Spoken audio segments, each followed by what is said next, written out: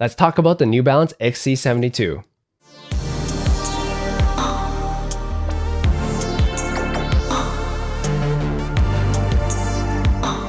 This colorway I'm holding is the Summer Fog with Nimbus Cloud. The Nimbus Cloud is of course the white elements, with the Summer Fog being the grayish beige elements. This sneaker costs about $120 USD or $150 Canadian. This sneaker holds your foot down from the front area, but in the heel area it has a little bit of slippage, so I would say go half size down. And I went true to size with this sneaker, but when I didn't walk, I felt like the size was quite good from my toe all the way to my heel. So I'm not sure if it's the way the sneaker was designed so that it has a little bit of hollowness to the heel area, or maybe I just should have went half size down.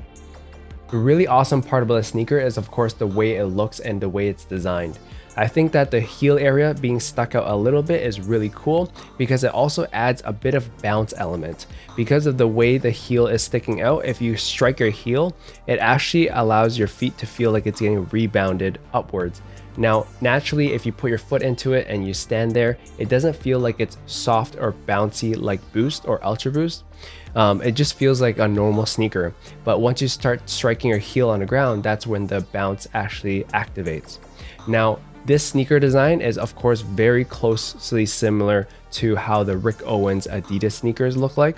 I love this extra element sticking out from the back, and with the outsole element being exaggerated and wrapped around to the forefoot, like visually it's very interesting and it's definitely a head turner. So I think that styling and design wise, New Balance has said it best. They invented this sneaker thinking about what the past would have thought the future would look like, and with these exaggerated elements, it definitely looks wild and interesting and just very unique. Despite its setbacks of it not being very flexible in the forefoot area, and how the rubber is just very rigid, as well as the suede elements, it doesn't allow your ball of your feet to move. And then on top of that, because of the way that there are so many rubber elements onto the forefoot or just the sneaker itself, it feels really heavy.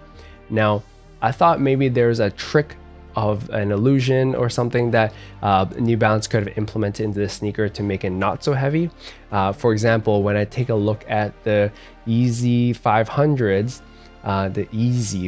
sorry, I have a terrible phonetic or pronunciation of Yeezys. I'm not sure if I pronounce it properly, so sorry if I offend anyone. But in any case, I think that the Yeezy 500s are actually quite light for the way it looks, and I wear it quite often, and the way it looks really heavy and it looks very bulky, and I would say it almost looks as bulky as this shoe, but that sneaker itself is much lighter than this one, and I'm not too sure the weight numbers, but it feels a lot lighter than this one by just wearing feel. To dive deeper into the visual elements of this sneaker, New Balance actually paid homage to 3 different outsoles from different sneakers. For example, the gripper pattern right here comes from the XC-15 sneaker.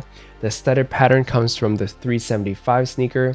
And then in the heel counter area, it actually comes from a sneaker called the 620, and it's very unique. So all those elements I just mentioned are all made of rubber, and it looks really cool on the sneaker because it gives so many different textures to the patterns of the outside area. All right, so to wrap it up, I think my final thoughts is to answer the question, who is this sneaker for?